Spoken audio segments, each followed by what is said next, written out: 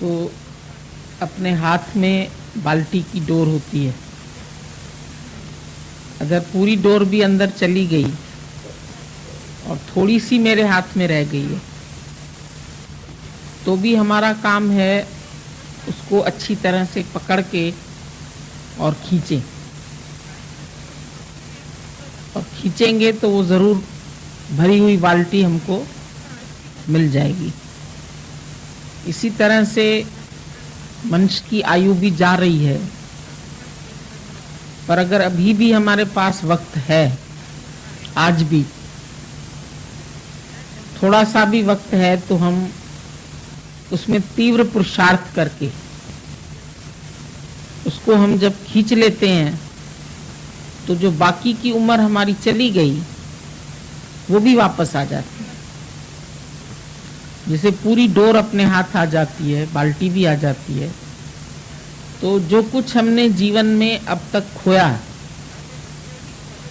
उसकी भी प्राप्ति हमको हो सकती है। ऐसा नहीं है कि नहीं हो सकती है। गुरु के पास नहीं शब्द नहीं है, डिक्शनरी में ही नहीं रखते। हमेशा तुम अपने आप को आशावादी बनाओ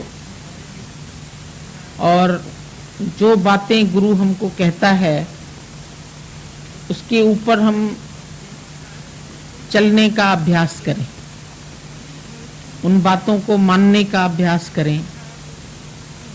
भले तकलीफ होती है, कभी कभी ये मन आड़े आ जाता है और ये हमको पूरी तरह से समर्पित होने नहीं देता है। वापस हमको संसार के सुख दिखाता है, माया के बंधन दिखाता है, अपनी कमियां दिखाता है और हमको कमजोर बनाने की कोशिश करता है। जैसे कर्ण था तो सूर्यपुत्र, लेकिन उसके जो सारथी था उसका, वो शल्य जो था, वो बार बार उसको उत्साह उसका कम करता था। अरे तू क्या लड़ेगा अर्जुन से, तू अर्जुन से नहीं जीत पाएगा। कहाँ गांडीवधारी अर्जुन, कहाँ उसका सारथी कृष्ण, और कहाँ तू है, उनके सामने तो तू कुछ नहीं है। जब उसको ऐसी ऐसी बात बोलता था तो वो ढीला पड़ जाता था, कमजोर हो जाता था। इसी तरह से जो हमारा मन है ये हमको बार बार ढीला करने की कोशिश करता है। अरे कहाँ तुम दुनिया से जीत पाओगे, कहाँ तुम गुरु से बराबरी करने चले हो, कहाँ तुम कर सकते हो, इनके पास तो परिस्थितियां सहज थी, हो गया। कोई सबकी परिस्थितियां सहज थोड़ी होती हैं, हमारी तो परिस्थितियां भी अच्छी नहीं है, आदमी अच्छा नहीं है, घर वाले हमको खींचते हैं, वो हमको माया में डालने की कोशिश करते हैं, वो हमको फंसाने की कोशिश करते हैं। तो मन बार बार हमको कमजोर करने की कोशिश करता है, गिराने की, और कंपेयर करके बार बार बताता है ना, कहाँ तो कृष्ण है, कहाँ तो गुरु है। अगर गुरु भी कहता है ना हमें, नहीं नहीं हम आप जैसे तो हो नहीं सकते, आपकी बात तो एकदम अलग है ना। हम पूछते हैं किस बात में हम अलग, किस बात में तुमको गुरु अलग दिखाई देता है और किस बात में तुमको अपने अंदर कमी दिखाता है मन। हकीकत में कर्ण कमजोर नहीं था, वो तो सूर्यपुत्र था और कुंती का पहला बेटा था। तो वैसे भी जो पहला बेटा होता है शक्तिशाली होता है, और सूर्य से पैदा था तो उसमें पूरी सूर्य की शक्तियां भी थी। कवच कुंडल सहित पैदा हुआ था, सबको मालूम है। और शक्तिशाली होते हुए भी जो ये मन शल्य है, सारथी तुम्हारा, वो डराता है, वो बार बार तुमको कमजोर बनाता है।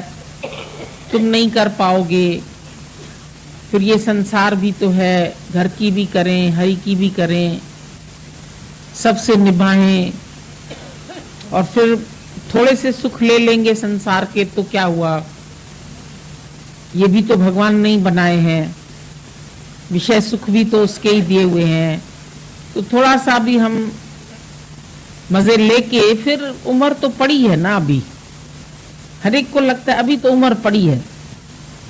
अब ये नहीं मालूम कहाँ पड़ी है, कैसे अचानक से रोज तुम इतने अनुभव सुन रहे हैं, कभी कोई चला जाता है, कभी कोई चला जाता है, कभी किसी का समय पूरा हो जाता है, कभी किसी का समय पूरा हो जाता है, तो देख रहे हैं, सुन रहे हैं, समझ रहे हैं, लेकिन फिर अंदर से जो मन हमको कमजोर करता है उसकी बात हम ज्यादा मानते हैं और गुरु वाक्य सत्यम करते नहीं है। गुरु रोज तुमको बोलता है बी ब्रेव, तुम शक्तिशाली है, तुम्हारे अंदर वही क्वालिटीज हैं। God made man into his own image, own likeness, own reflection. परमात्मा ने तुमको हूबहू अपने जैसा बनाया, सब लक्षण तुम्हारे अंदर वो हैं।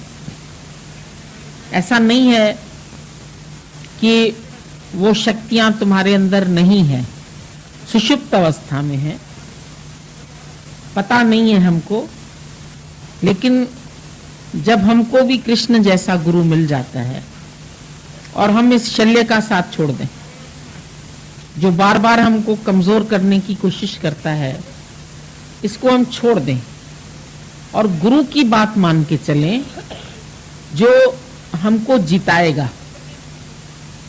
है तो कुरुक्षेत्र, ये गीता कोई एक अर्जुन कृष्ण की नहीं है, लेकिन हर व्यक्ति अर्जुन है क्योंकि अर्जित कर सकता है। हर एक में सामर्थ्य समान है, वो अपनी कितनी शक्तियों को यूज करता है और कितनी शक्तियों को लापरवाही से छोड़ देता है। थोड़ी सी मन के अंदर लापरवाही जरूर है, आलस्य है, और वो आलस्य हमको बार बार सुला देता है। कोई बात नहीं, रहने दो, तुम तो इतना साथ भी नहीं कर पाते हो, गुरु के साथ नहीं रहते हो, तुम्हारे बाल बच्चे हैं, तुम्हारे सामने गृहस्थ है, तुमको उनको कमा के खिलाना है, तुम्हें मेहनत करनी है, तुम तो गृहस्थी आदमी हो। तो गृहस्थी कौन नहीं था? अर्जुन गृहस्थी नहीं था, राजा जनक गृहस्थी नहीं था, कृष्ण गृहस्थी नहीं था। 16,108 रानियां, बताओ, एक एक के घर में जाते जाते ही उम्र पूरी हो जाए उसकी, इतना बड़ा उसका गृहस्थ।